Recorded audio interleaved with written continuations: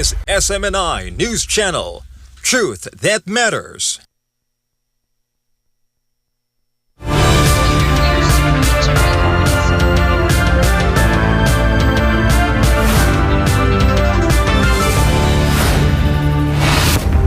In the headlines, President Xi Jinping welcomed Donald Trump to Beijing, urging the two powers to act as partners, not rivals, amid a once-in-a-century global shift. Russia and India opened a high-level talks in New Delhi to launch the BRICS ministerial and push reforms to global economic governance. Israel launched new airstrikes on Nabathi in southern Lebanon, saying repeated Hezbollah violations have voided the U.S.-brokered truce. Bongbong Marcos denied ordering any arrest of Ronald De La Rosa inside the Senate and urged calm after a shooting at the complex. Vice President Sara Duterte called the attempted arrest of Senator Bato de la Rosa shameful, accusing agencies of disregarding Senate independence and the rule of law. Philippines ube surges as a global food trend, but experts warn supply shortages could threaten future growth.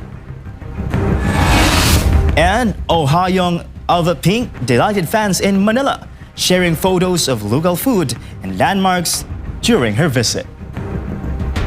I'm Prince Tripoli. Newsline World starts now.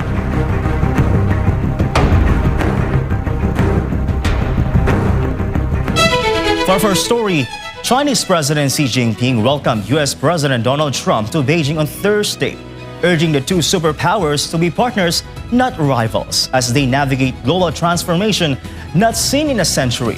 More of this from Joy Tabanao. At the grand backdrop of the Great Hall of the People, President Xi Jinping and Donald Trump sat down for a high-stakes summit on Thursday, the first visit by a U.S. leader to Beijing since 2017. The meeting, originally scheduled for April, was delayed by the Americans as Washington grappled with the ongoing war in Iran. In his opening remarks, President Xi spoke of a world at a new crossroads, specifically challenging both leaders to overcome the Thucydides trap, the historical tendency of a rising power to clash with an established one. The whole world is watching our meeting. Can China and the United States overcome the Thucydides trap and create a new paradigm of major country relations? China and the United States both stand to gain from cooperation and lose from confrontation. We should be partners, not rivals. The agenda is packed with volatile issues. The U.S. is pushing for a permanent extension of China's suspension of export controls on rare earths, a critical concession won during their last meeting in Busan, South Korea. Trump is also expected to seek massive deals in the aerospace, agriculture, and energy sectors to further narrow the trade deficit, while the ongoing conflict in Iran remains a primary point of friction regarding global energy security. The summit coincides with the 250th anniversary of American independence, a milestone President Xi used to emphasize the historical weight of their decisions, with the global economy still reeling from Middle East instability. The outcome of these 3 days in Beijing is expected to dictate the trajectory of the golden age Trump has promised his supporters. Talks will continue through Friday, with a joint statement expected on the future of maritime security in the Pacific and the potential for a unified diplomatic front regarding the Iranian ceasefire. This has been Joy Tabanao, your global citizen correspondent reporting for Newsline World. Top diplomats of Russia and India opened high-level bilateral talks in New Delhi, kicking off a critical BRICS ministerial summit aimed at redefining global economic governance. Daniela Paliti has the details. The diplomatic heart of New Delhi became the focus of the multipolar world on Wednesday as Russian Foreign Minister Sergei Lavrov and Iranian Foreign Minister Abbas Araghchi arrived for the BRICS foreign ministers meeting. Hosted under India's chairmanship, the summit marks the 20th anniversary of the BRICS cooperation. Lavrov's arrival follows a landmark December summit, with Moscow and Delhi now fast-tracking a strategic economic program aimed at reaching $100 billion in bilateral trade by 2030. Trade is almost $60 billion, if we count in dollars, of course. And the goal, which the leaders set for 2030, is 100 billion. And I have no doubt that this goal would be achieved. The problems are created not by all of us, but to resolve them, we have to join our efforts, including in BRICS and in Shanghai Cooperation Organization. So I value very much this opportunity to touch base and to take a look at our bilateral and international matters on our agenda. The meeting also marks a significant moment for Tehran. Iranian Foreign Minister Abbas Araghchi is expected to leverage the summit to strengthen ties with Moscow and Delhi, particularly as Iran navigates the ongoing U.S. naval blockade and the fragile ceasefire in the Persian Gulf. Iranian media reports that Araghchi will hold several sideline bilateral meetings to coordinate a unified BRICS response to what Tehran describes as U.S. unilateralism. Over the next 2 days, the minister will review 2 decades of political, security, and humanitarian collaboration. With the expansion of the bloc and the increasing importance of G20, the Delhi talks are expected to focus on creating global answers to global problems, specifically regarding alternative payment systems and energy security amidst the volatility in the Middle East. Reporting for Newsline World, Daniela Paulita as Gemini News. The Nabatee district of southern Lebanon became the front line of a renewed aerial offensive on Wednesday, as Israeli forces targeted several towns, asserting that ceasefire violations have rendered the U.S.-brokered truce void. Almar Frusuelo has more.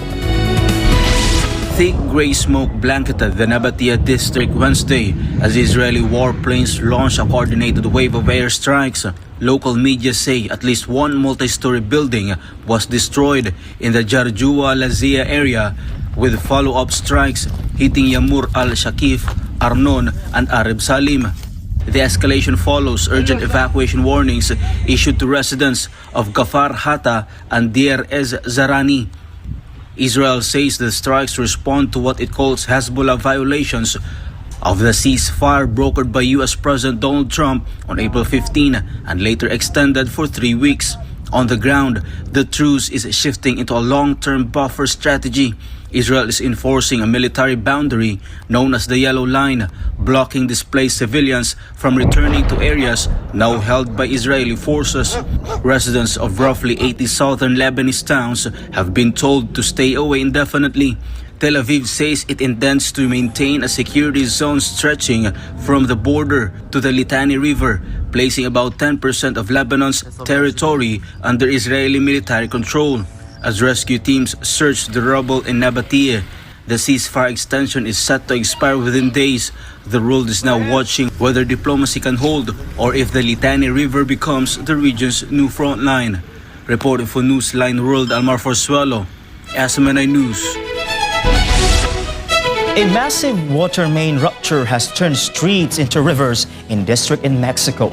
The leak, stemming from a 48-inch pipe, has damaged several homes and brought traffic to a standstill, prompting local authorities to declare an emergency in the affected neighborhoods. Carla Abelian has the updates. The rupture occurred on Wednesday in Mexico City's Los Reyes, Culhuacan, sending a torrent of water through residential streets and major thoroughfares. There's water surging across roads, forcing emergency crews to cordon off several blocks to prevent pedestrians and vehicles from entering the danger zone. Iztapalapa Mayor Aleida Alaves confirmed the flooding was caused by a major break in a 48-inch pipe that supplies the La Estrella storage tank. The Secretariat of Comprehensive Water Management reports that the deluge quickly spread to 5 de Mayo and Lawak avenues, catching commuters and residents by surprise.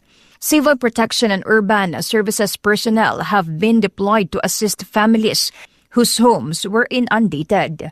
Mayor Alaves announced that temporary shelters are being established for those displaced by the flood.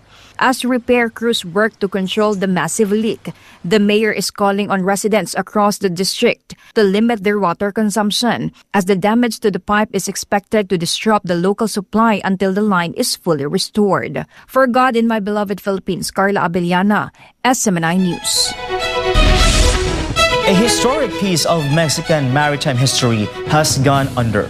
On purpose, the retired research ship Onjuku was deliberately sunk off the coast of Tamaulipas, marking the start of a new mission as an artificial reef in the Gulf of Mexico. Grace Morales has a story. The Onjuku, a vessel built in Japan and donated to Mexico decades ago, slowly descended to the seabed yesterday in a controlled operation authorized by federal authorities. Through a precise flooding system, the ship settled on the ocean floor, where its metal structure will now serve as a permanent refuge for fish and coral colonies. Before its final voyage to the bottom, the vessel underwent a rigorous environmental cleaning process. Personnel from the Secretariat of the Navy removed all machinery, wiring, and waste to ensure the sinking posed zero risk to the Gulf's ecosystem. For over 40 years, the Onjuku was a workhorse for the Mexican Navy, conducting vital scientific research and oceanography monitoring. Since its commissioning in 1980 until its retirement in 2022, the ship was at the forefront of protecting Mexican waters. Authorities say the project, a joint effort between the Navy and the state government, is a major step toward regenerating marine life in Tamaulipas. The new reef is expected to become a thriving underwater habitat for decades to come. Reporting for Newsline World, this is Grace Morales, SMNI News. Up next, Bongbong Marcos denied any ordering arrest of Ronald De La Rosa inside the Senate and urged calm after a shooting at the complex. And Vice President Sara Duterte called the attempted arrest of Senator Bato De La Rosa shameful, using agencies disregarding Senate independence and the rule of law. More news when Newsline World returns.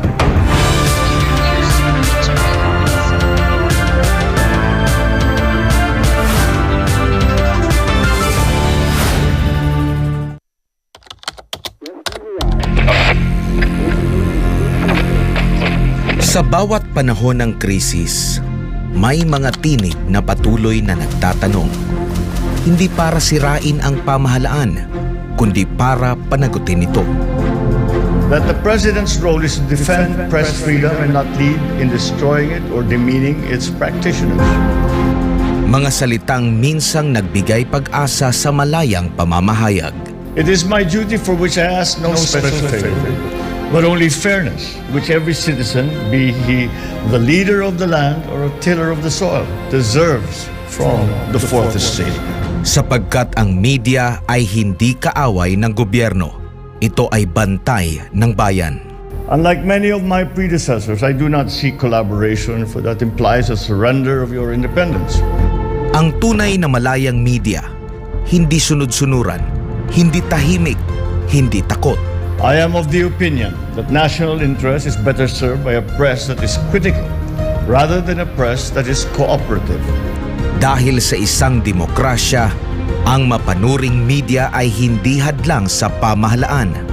Ito ang nagpapatibay dito. It must have the untrammeled freedom to do its work, not just to arm the citizenry with the truth, but also to deepen discernment in this age of mass disinformation.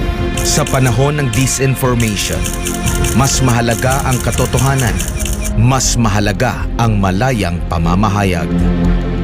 The principal role of the press is not to applaud those who govern, but you hold us accountable without holding back and giving praise to those who deserve it and providing criticism for those who deserve that.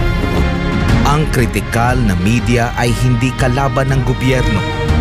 Ito ay haligi ng demokrasya. Panindigan natin ang kalayaan sa pamamahayag.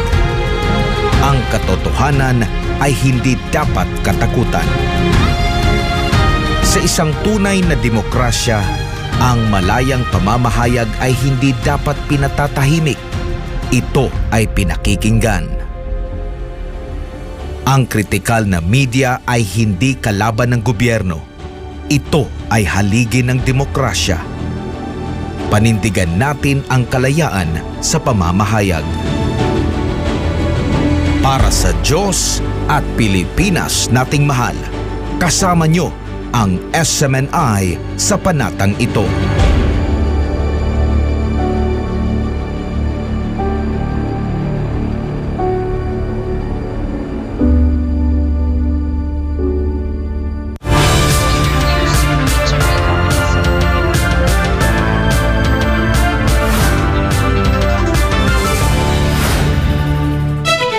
And we're back. Senator Ronald Bato de la Rosa has reportedly left the Senate premises early this morning, following days of legislative custody. Meanwhile, Senator Amy Marcos is officially calling for the relief of NBI Director Melvin Matibag to ensure an unbiased investigation into the recent Senate siege. The Senate Secretariat confirmed to a fellow lawmaker that Senator Bato de la Rosa reportedly exceeded the Senate compound at approximately 2:30 a.m. today, Thursday, May 14. Despite the report, there has been no official confirmation yet from the camp of De La Rosa or from Senate President Alan Peter Cayetano. Meanwhile, Senator Amy Marcos is seeking the immediate relief of National Bureau of Investigation Director Attorney Melvin Matibag and other agency officials. In a letter addressed to President Ferdinand Marcos Jr. this Thursday, the senator argued that the removal of top NBI leadership is necessary to guarantee a fair and impartial investigation into the Senate siege that occurred on Wednesday night, May 13.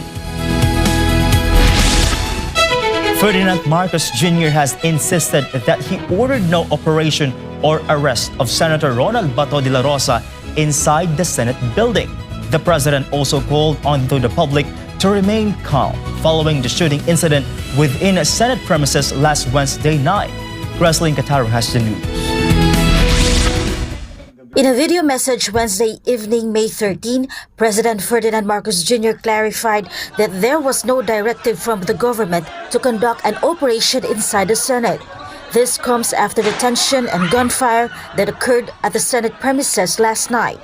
Marcos Jr. stated that he monitored the situation for over 2 hours and immediately spoke with Interior and Local Government Secretary John Vic Remulla to determine if there was any action taken by the police on duty at the Senate.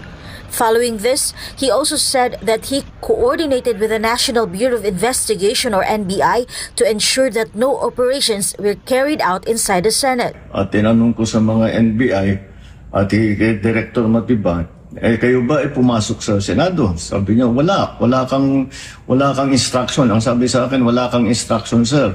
Kaya ba't namin gagawin yun? Marcos insisted that the armed personnel seen inside the building were those regularly assigned there.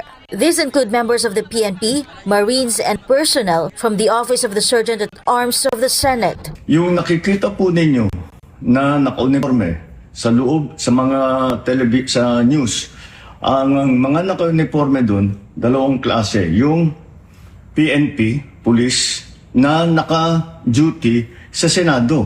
Naandun sila para bantayan ng Senado. Yung isa pang may hawak na naka-uniforme ay yung Marines, may Marine Detachment na nandun talaga sa Senado. Tiga doon sila. Ang pagtrabaho din nila is secure ang Senado. Yung isa pang nakita ninyong grupo na kasibilyan at may hawak na mga mahaba, mga usayon, yun naman sa Sergeant at Arms ng Senado. So lahat ng nakikita ninyong naka-uniforme o naka-armado ay nandun, ay tiga doon. Nandun sila talaga, doon sila nag-duty. The president also strongly denied reports that there was an order to arrest Senator Ronald Bato de la Rosa. According to Marcos Jr., after the Supreme Court resolution was released, around 4 in the afternoon, he instructed NBI personnel to withdraw from the area. Wala pong instruction kahit na kanino na hulihin si Senator Bato. At ang nangyari, ang NBI, sinabihan ko nung lumabas yung resolution ng Supreme Court, mga alas 4 yung kaninang hapon, ay sinabi ko, umalis na kayo dyan. Nag-comply naman sila. Kaya nung kausap ko si Director Matibag, sabi niya walang NBI doon, nandito lahat kami sa opisina. President Marcos also announced that the Senate and the PNP will conduct a joint investigation regarding the incident. According to the President, he has already spoken with Senate President Alan Peter Cayetano and they agreed to encourage the public to remain calm while the investigation is underway. The goal of the investigation is to determine if the tension and gunfire were a simple encounter or part of a deliberate destabilization effort. Marcos added that authorities continue to collect evidence and information to form a clear picture of the incident. Hindi po gobyerno ang gumawa nito. Walang pumasok na tigalabas na sundalo, na militar, na NBI sa Senado. Hindi po natin alam kung sino yun na sumubok na pumasok at saka dahil doon ay nagkaputukan.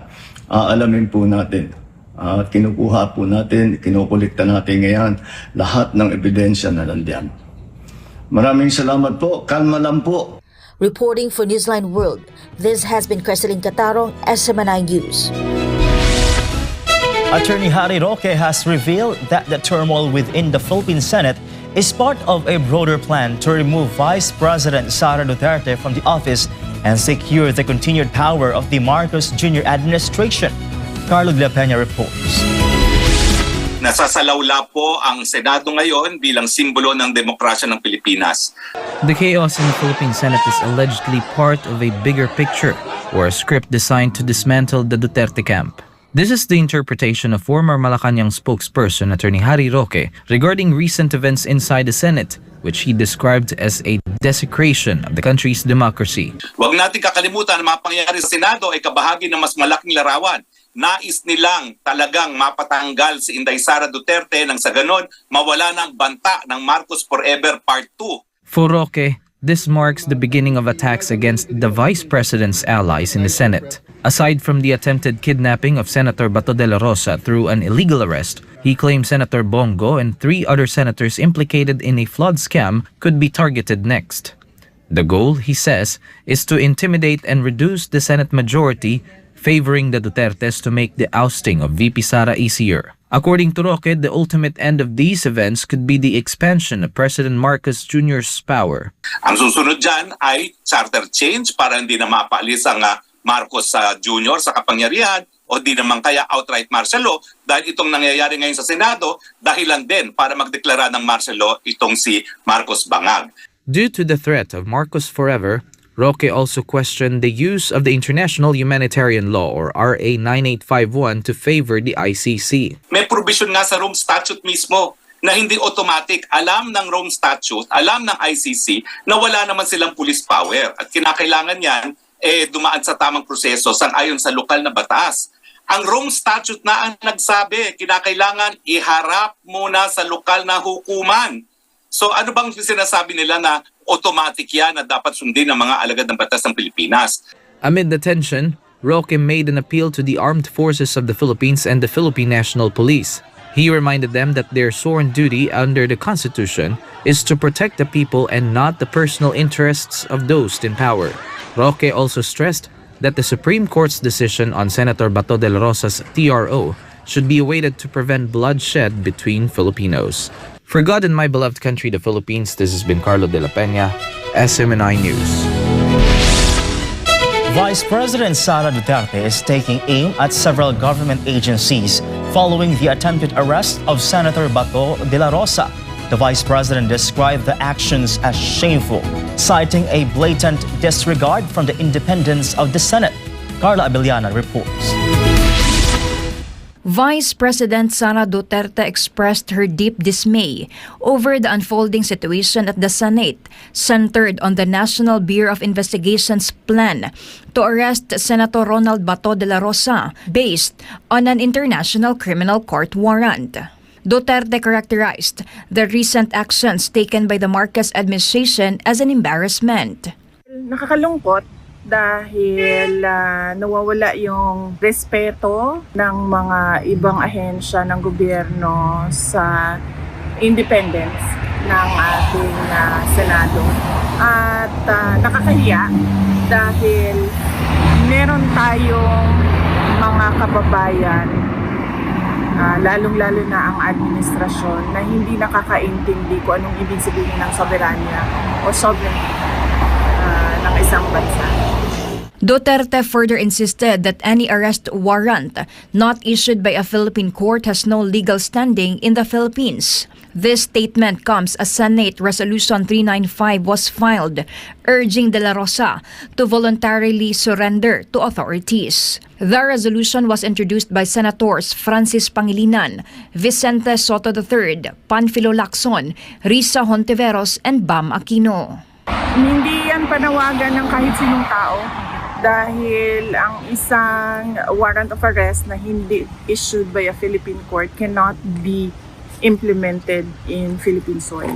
Amidst the ongoing controversy, the Vice President issued a call for national unity among Filipinos. Magkaisa sila, dapat magkaisa ang ating bansa para sa katarungan, sa kaayusan, sa kapayapaan at sa kaunlaran. So dapat iisa lang yung direksyon natin at dapat doon sa apat na K na yon tayo papunta: kaayusan, katarungan, kapayapaan at kaunlaran. For God in my beloved Philippines, Carla Abellana, SM9 News. When we return, the Philippine ube surges a global food trend, but experts warn supply shortages could threaten future growth. And Ohayong of Pink delighted fans in Manila, sharing photos of local food and landmarks during her visit. More news after the break.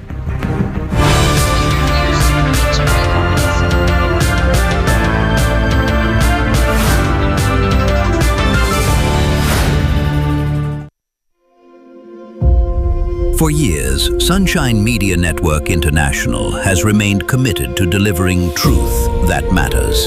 Anchored on the principles of responsible journalism, the network prioritizes facts, clarity, and information that truly matters to the public.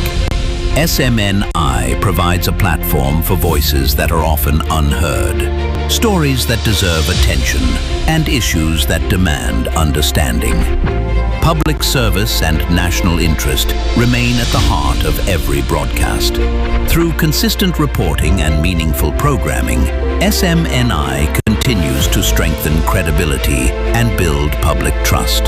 This commitment to truthful and relevant reporting has not gone unnoticed. Over the years, SMNI has received various awards and recognitions from different institutions and organizations. These honors highlight the network's contributions to public service, broadcasting excellence, and nation-oriented programming. Each recognition stands as a testament to SMNI's dedication to responsible journalism and meaningful storytelling. More importantly, these accolades reflect the confidence and trust placed by the public and partner institutions.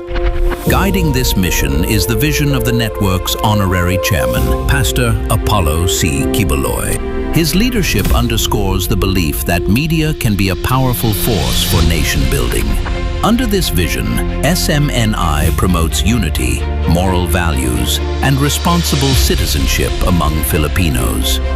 Programs are designed not only to inform, but also to inspire and empower communities. Because for SMNI, the mission goes beyond broadcasting. It is about contributing to the progress and development of the nation. This commitment to service extends beyond the television screen. Through the SMNI Foundation, the network implements humanitarian and community outreach initiatives across the country. Programs provide assistance to communities, children, and families in need, bringing help where it matters most. SMNI also works hand-in-hand with its partner organizations, including the Sunshine Philippines Movement, the Keepers Club International, and the Children's Joy Foundation Incorporated. Together, these organizations promote volunteerism, compassion, and social responsibility. Their programs demonstrate SMNI's commitment to real public service, turning advocacy into action. SMNI, delivering truth that matters for nation building.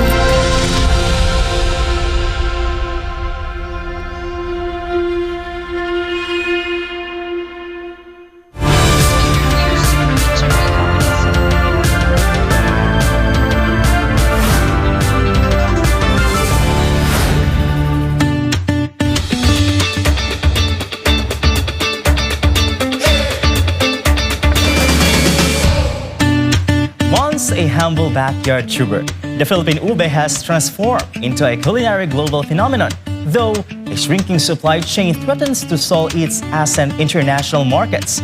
This story from Jane Cunita. From the bustling stalls of Parañaque to high-end dessert boutiques in Europe, the vibrant purple hue of the Philippine ube, the native purple yam, is everywhere. Once reserved for Christmas halaya and summer halo-halo, this temperamental root has become a social media sensation, driving a massive surge in international demand. In Antipolo City, local entrepreneurs like Ralph Kevin Pineda are turning heirloom family recipes into formal industries to share what was once a strictly seasonal delicacy. Naisip namin magtayo ng ube factory dahil itong recipe is nanggaling pa sa aking mga ancestors. So every Christmas and New Year or holidays, nagluluto kami sa aming province ng ube halaya.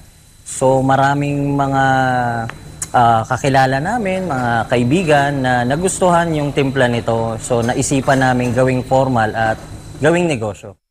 However, the purple gold rush faces a harsh agricultural reality. National production has plummeted from 15,000 metric tons in 2021 to just 12,483 tons in 2025. Farmers in Alcala and across the Visayas explain that ube is a temperamental crop, requiring a full 12-month growth cycle to reach its optimal yield.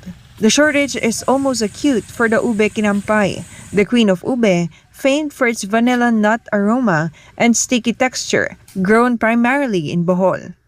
Ube farming takes longer time. You need to cultivate it for 12 months or more than 12 months to get the best yield for tubers, each tubers. Now that we are in farming, we are breaking the misconception that ube should be purple. There are more white variants than the purple one. So as a farmer, I value the white one as the purple one, but in the market, they choose the purple one. Despite the agricultural hurdles and shifting colors, the ambition for the crop remains high. With distributors already lined up in South Korea and Europe, local farms are aiming for a massive expansion of 60 hectares per year. As the Philippines modernizes its agricultural sector to combat global food insecurity, the humble ube stands as a testament to how local tradition can become a global brand if the supply can keep up with the hype. This has been Jane Cunita, Global Citizen Correspondent, reporting for Newsline World.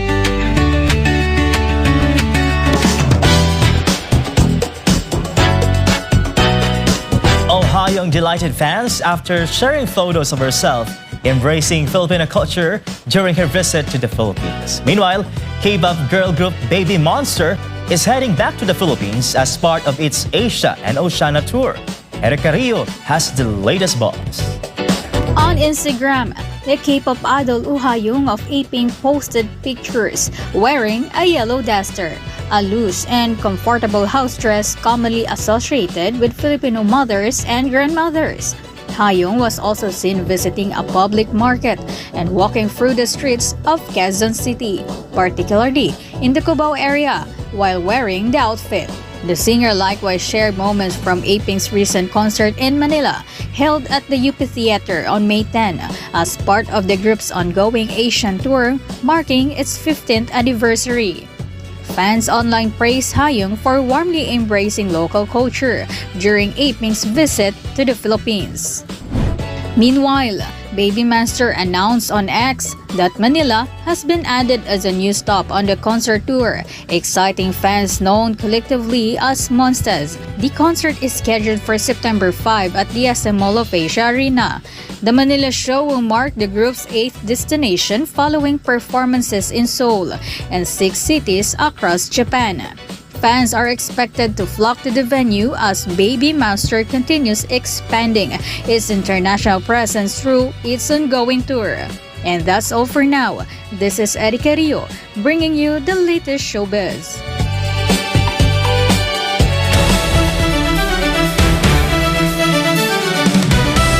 In sports' latest update, Michaela Schifrin is entering the 2026-27 season with a new mindset after setting her sights on improving in giant slalom and Super G events. Meanwhile, Iga Swiatek delivered a dominant performance in Rome after cruising past Jessica Pegula to advance to the Italian Open semifinals. Carlo De La Peña tells us more. Fresh off winning her third Olympic gold medal in slalom at the Milano Cortina 2026 Winter Games, American skiing star Michaela Schifrin is preparing for another historic campaign on the World Cup circuit.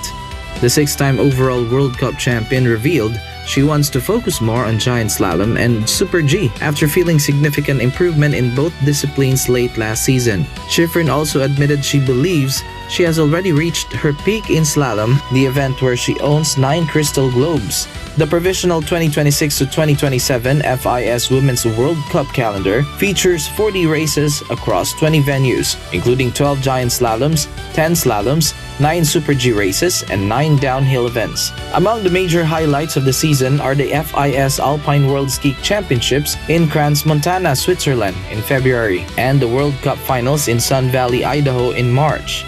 7th overall World Cup title would allow Schifrin to break the all-time women's record outright.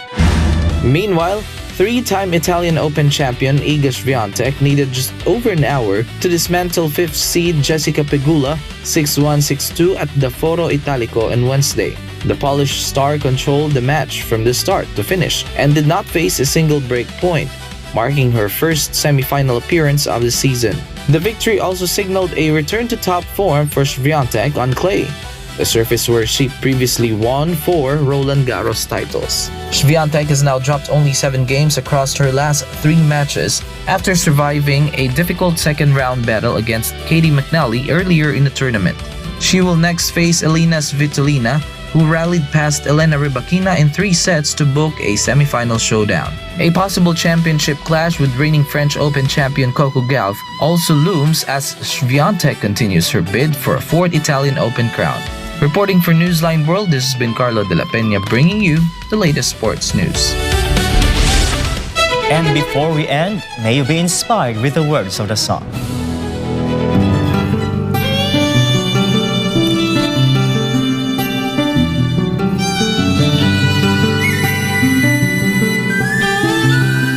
Every day may not be good, but there's something good in every day.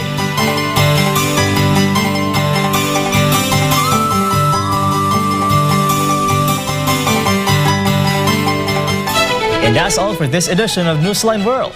For God and my beloved country, the Philippines, I'm Prince Tripoli. Thank you for watching and goodbye.